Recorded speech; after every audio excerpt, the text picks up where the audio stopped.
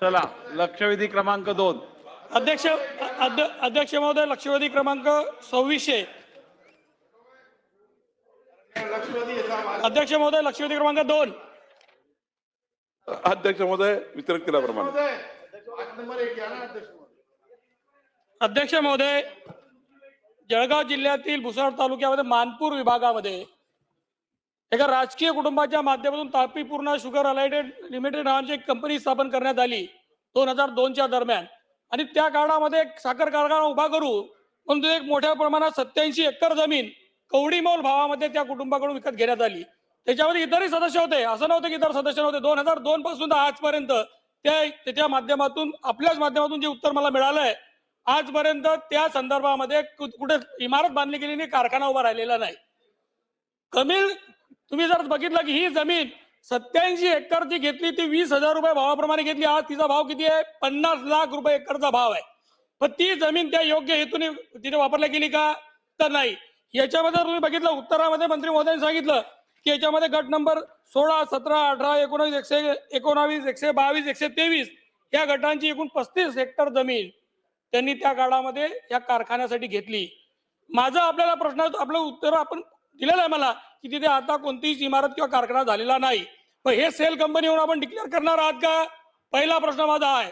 याच्यामध्ये 122 नंबरचा जो गट आहे या संदर्भात आपणही म्हटलेलं आहे आणि आपल्या उत्तरातही म्हटलं गेलं की याच्या सातबाऱ्यावर उतार्यावर जमीन महारवतन असताना बोगोटा वर्ग 2 असताना ही खरेदी कशी झाली? बोगोटा वर्ग 2 तिथून गायब कसा झाला? हा जो सगळा विषय आहे याच्यामध्ये 10/2/2026 ला माननीय कलेक्टर महोदयांनी माननीय अप्पर सचिवांना एक पत्र लिहिलं होतं. ते पत्र जर आपण बघितलं त्या पत्रामध्ये अतिशय स्पष्टपणे काही गोष्टींचा उल्लेख केला आहे की हे जे तुम्ही खरेदी केलं गेलं त्या काळामध्ये खरेदी खतामध्ये काळाखोड दिसून येते. तुम्ही बघितलं खरेदी खत आता माझ्याकडे तिच्यासाठी उत्तरादाखल आपल्याकडे आहे. खरेदी खतामध्ये 8 ग्रस्तांच्या नावाने जमीन घेतलेली आहे. काळाखोड असलेलं खरेदी खत आहे. त्या खरेदी खतामध्ये एवढ्या मोठ्या प्रमाणात फोर्जरी झाली आहे. आजपर्यंत मी 4 तक्रारी करून कोणतीच कारवाई का झाली नाही? आपण या संदर्भामध्ये या मार वतनाच्या जमिनी संदर्भामध्ये ज्या उदात्त हेतूने घेतली होती हेतू पूर्ण झाला नाही. म्हणून याच सभागृहातले एक सदस्य, त्यांचं नाव घेतो मी, नोटीस दिली पण नाव घेतो, माननीय गिरीश महाजन साहेबांनी, ते याच्यावर डायरेक्टर होते, त्यांनी त्यांच्या नावावर असलेली 5 एकर जमीन संबंधित शेतकऱ्याला परत केली. पण ह्या महोदयांनी 87 एकर जमीन दाबून ठेवलेली आहे. आज त्या लोकांनी अनेक आंदोलनं केले, कलेक्टर ऑफिस समोर आंदोलन केलं. आता या महारत्नाची ही जमीन महारत्नाची याच्यामध्ये भोगोटा वर्ग 2 असताना ती रिग्रँड झालेली नसताना अशा पद्धतीची जमीन विक्री व्यवहार होऊ शकतो का? तर आपण लिहिलेलं की नाही होऊ शकत. मग असं असताना बोगस व्यवहार झाला म्हणून आपण आज उद्या दिवशी या सगळ्या लोकांवर गुन्हे दाखल करणार आहात का? पहिला प्रश्न आहे. ठीक आहे. आणि या ऐका सर, आणखी याच्यामध्ये सगळ्यात उत्तर महत्त्वाचं घेऊया आता. सर एक महत्वाचा मुद्दा आहे की ह्या सदर कुटुंबाच्या नावाने आज कमाल जमीन धारणाऱ्याच्या कायद्याच्या अंतर्गत आपण ती जमीन तपासणार आहात का? किती जमीन त्यांच्याकडे आहे? आणि बोगस सेल कंपनी स्थापन करून अनेक लोकांच्या नावाने शेअर दिले. ते शेअर आज त्या काळामध्ये त्यांच्याकडे पद होते. कलेक्टरच्या माध्यमातून, डेप्टी कलेक्टरच्या माध्यमातून रेशन धान्य दुकानदारांना गणेश पाटील नावाच्या ठीक आहे, चला उत्तर घ्या. ते त्याचं आपण हे करणार आहात का? आणि एसआयटी दाखल करून एसआयटीच्या माध्यमातून चौकशी करून आपण याच्यावर गुन्हा तात्काळ दाखल करणार आहात का? कारण ही इतमाची जमीन जी आहे बोगस खरेदी व्यवहार झालेला आहे. ही मंडळी गुन्हा दाखल करायला गेल्यावर एसपी महोदयांनी गुन्हा दाखल करून घेतलेला नाहीये. त्याच्यामुळे आपण गुन्हा दाखल करणार आहात का? मंत्री महोदय उत्तर. अध्यक्ष महोदय, खरं तर याच्यामध्ये 7 गटाबद्दल हा प्रश्न होता. त्यामध्ये 34.21 हेक्टर जमीन या 7 गटामध्ये आहे आणि त्यामध्ये 3 गट हे कारखाना करता खरेदी केले आहे.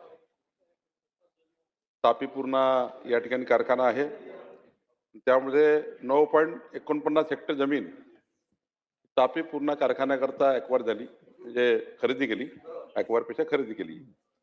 आणि जे खडसे कुटुंब आहे त्यांच्याकडून जे आपण वारंवार सांगताय, त्यामुळं 4 गट आहेत ते 16.23 हेक्टरचे, आणि त्यामुळे ही जी जमीन आहे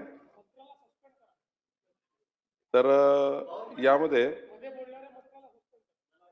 खरं तर याच्यामध्ये 2-3 ऑब्जेक्शन्स या लक्षवेधीमध्ये आहे. अध्यक्ष महोदय, गट नंबर 122 बद्दल हा मूळ प्रश्न आहे, बाकी तर ठीक आहे. यामध्ये ही वतन जमीन आणि महाराष्ट्र शासन, महाराष्ट्र शासन आणि महार वतन जमीन असा उल्लेख आधी होता आणि मग ही नोंद क्रमांक 405 मध्ये 1955 पासून ही महाराष्ट्र शासन महार वतन असं लिहिलेलं आहे आणि मग 1996-97 मध्ये या ठिकाणी जी कब्जेदार सदरी आहे ती सरकार व भिका त्या ठिकाणी महार अशी नोंद आहे. 96-97 नंतर ही नोंद सरकार नाव कमी झाला 96-97 मध्ये आणि त्यामुळं 96-97 मध्ये सरकार नाव कमी झालं आणि एक भिका महार यांचं नाव राहिलं. आणि ही गोष्ट खरी आहे अध्यक्ष महोदय की वतनाचं नाव आहे, पण दोन गोष्टी यामध्ये घडल्या की महाराष्ट्र शासनाचं नाव कसं कमी झालं आणि क्लास 2 ची जमीन क्लास 1 कशी झाली याबद्दलची कुठलेही त्या ठिकाणी पुरावे सरकारकडे नाही, तेव्हा ते पुरावे आता मिळत नाहीये. पण या ठिकाणी ही क्लास 1 आणि महाराष्ट्र शासनाचं दोन्ही नाव निघाल्यानंतर आणि क्लास 1 आल्यानंतर मात्र ही रजिस्ट्री झालेली आहे. रजिस्ट्री झाल्यानंतर रजिस्ट्रीच्या पूर्वी झालाय, नंतर मग मात्र यांनी रजिस्ट्री केली. ती रजिस्ट्री शारदा एकनाथ खडसे यांनी केली आहे आणि भिका जे महार वतन यांच्याकडून केली आहे आणि थोडं जरा डिस्टर्ब करू नका. याच्यामध्ये मंत्र्यांना डिस्टर्ब करू नये. फक्त एकच आहे की याच्यामध्ये दोन गोष्टीची आवश्यकता आहे तपासण्याची. क्लास 2 चं क्लास 1 कसं झालं याची अजूनही कुठलेही डॉक्युमेंट मिळत नाहीये आणि महाराष्ट्र शासनाची नोंद कशी कमी झाली आणि महार वतन एकटंच राहिलं, तर महाराष्ट्र शासनाची नोंद कमी होणे ही गंभीर आहे आणि त्या ठिकाणी क्लास 2 चा क्लास 1 होणे गंभीर आहे. यांना अधिकार नव्हते आणि ऍडिशनल कलेक्टरची परवानगी घ्यावी लागते, ती सुद्धा घेतली नाहीये. त्यामुळं पण हे केव्हा झालं, यांनी रजिस्ट्री करण्यापूर्वी झाला. सर्व रजिस्ट्री झाल्यानंतर काही हे झालं नाहीये. तरी या ठिकाणी ज्या 2-3 गोष्टी या ठिकाणी लागून आहेत याबद्दलची तपासणी करण्याचा निर्णय सरकारने केला आहे. दुसरं जे रजिस्ट्री आहे, रजिस्ट्रीमुळे खोडातोड आहे.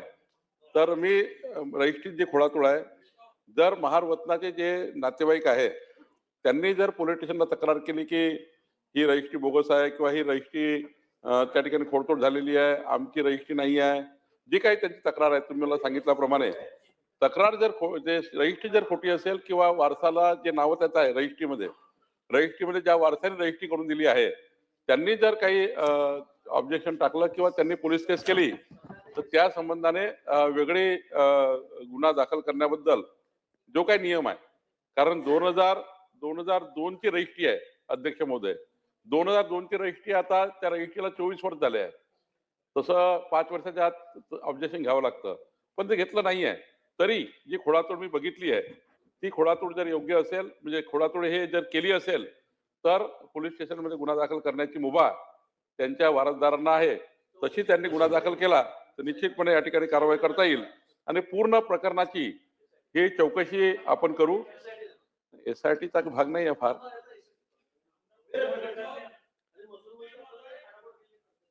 नाही, याच्यामध्ये बसा, खाली बसा.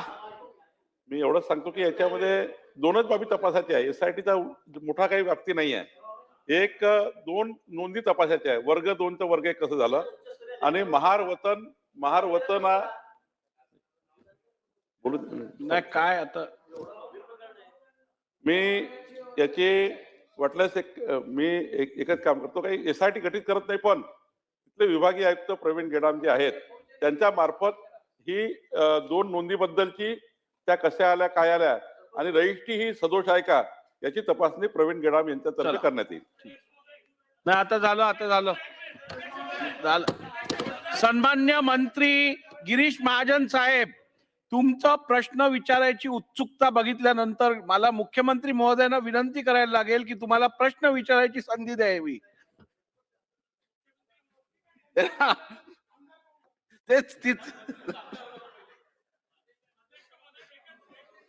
एक विषय ऐकून घ्या अध्यक्ष महोदय. रजिस्ट्रीमध्ये क्लिअर कट तुम्ही रजिस्ट्रीमध्ये बघितलं 8 लोक आहे, इंडेक्स 2 मध्ये फक्त 7 लोक आहे, शासनाच्या उतार्यामध्ये शासनाच्या उत्तरामध्ये 7 लोक आहे.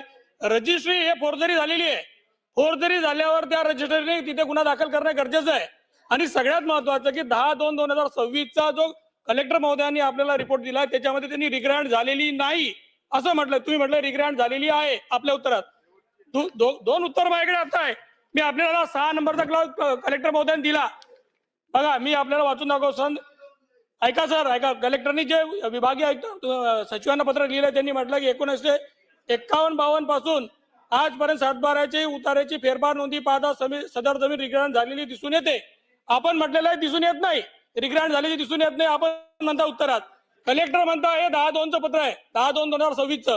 दोघांच्या याच्यात कॉन्ट्रडिक्शन असल्यामुळे अशा पद्धतीमध्ये जर झालं त्याच्यामध्ये मोठ्या प्रमाणामध्ये राजकीय हस्तक्षेप होऊन या लोकांना न्याय मिळणारे गोरगरीब कुटुंबाची जमीन हिसकावून घेतलेली आहे. आज त्या जमिनीचे मूल्य बघितलं 50 कोटी रुपये जमिनीचं मूल्य आहे. ठीक आहे, 20-13 लाख मुद्दा रुपये पूर्ण समजलाय. जमीन घेतलेली आहे.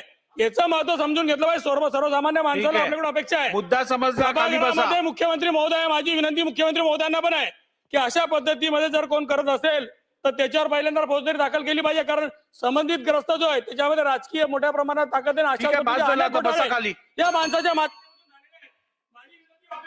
चला मंत्री महोदय बोला. आपण मी वारंवार सांगतोय की रिग्रँट झाली किंवा नाही याच्याबद्दलचा कुठलाही पुरावा आता आपल्याकडे नाही आहे.